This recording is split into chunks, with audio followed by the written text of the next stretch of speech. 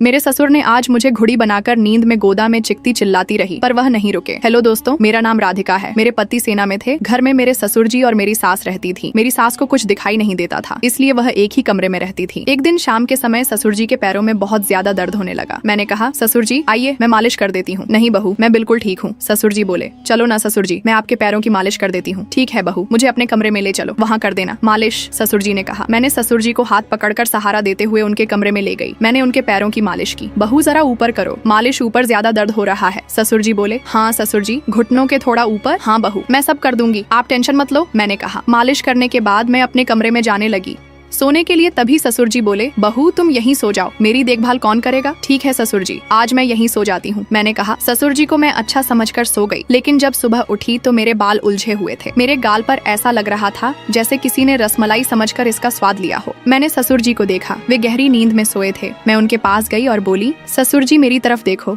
मैं इतनी बदल कैसे गई हूँ?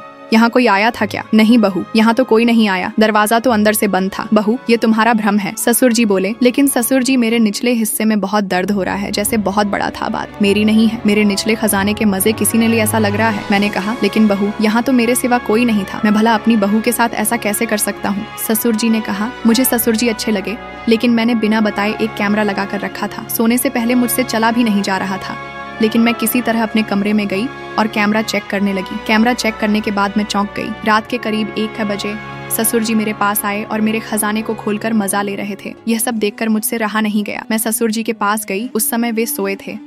मैंने कहा, ससुर जी जरा उठो, यह क्या है? मैंने उन्हें कमरे में जो कुछ हुआ वह दिखाया। ससुर जी, अगर आपको यह सब करना ही था तो मुझे बता देते, मैं तैयार थी। ऐसे बिना बोले करने से क्या फायदा?